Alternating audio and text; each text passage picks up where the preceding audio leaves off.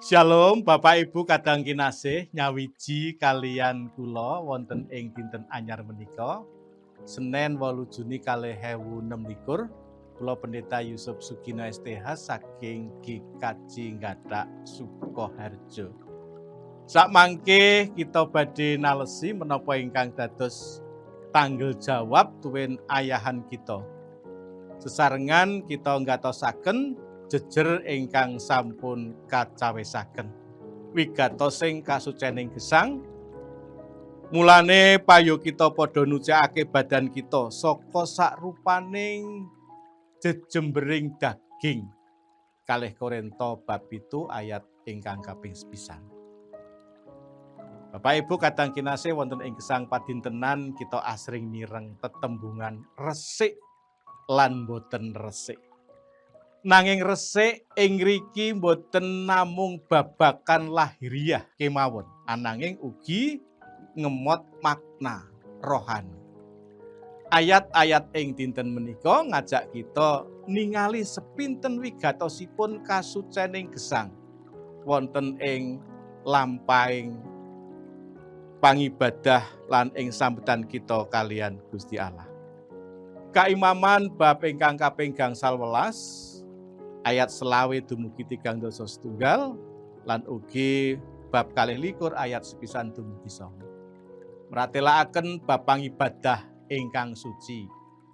Gusti paring dawuh dumateng bangsa Israel supados sami netepi pranatan utawi aturan-aturan babagan kasucening gesang Gusti Allah nedahaken bilih kasucen ing tata lair menika sesambetan kalian bab karohanen.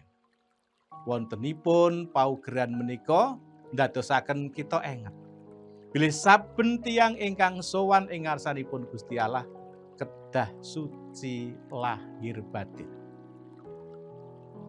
Ngadhep kanthi ajrih asih lan ngaosi Gusti Allah. Wondene ing Jabur 50 ayat sepisan dumugi 8 dipun pratelakaken bab katresnan lan kasetyanipun Gusti. Juru Mazmur matur, kula ngentosi Gusti kanthi sabar. Panjenengan mirengaken swanten kula. Ayat kalih. Gusti menika maha welas lan sabar. Waosan dinten menika paring panglipur lan dados pangandel. Bilih Gusti mboten nganggep gesang resik kita minangka perkawis legalistik utawi formalitas. Nanging kasucening gesang minangka wujud timbalan dhateng katresnan, kasetyan lan kabecikan. Enget panjenenganipun boten ngersakaken kurban tata kajasmanen kemawon. Nanging talingan ingkang kabika. Tegesipun Gusti Allah ngersakaken bab manah ingkang purun mirengaken dawuhipun lan karsa dalem dadya tetalsing gesang suci. Pancen gesang suci menika satunggaling proses ingkang kedah katindakaken kanthi temen.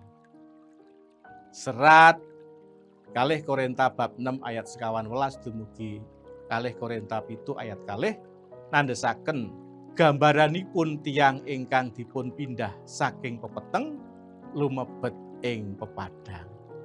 Rasul Paulus ngajak kita sami supados boten modho rupa kalian ingkang boten pracaya. Sumangga sami ngrasuk gesang suci wonten ing ngarsanipun Gusti. Gusti nunggil panjenengan lan kula. Amin.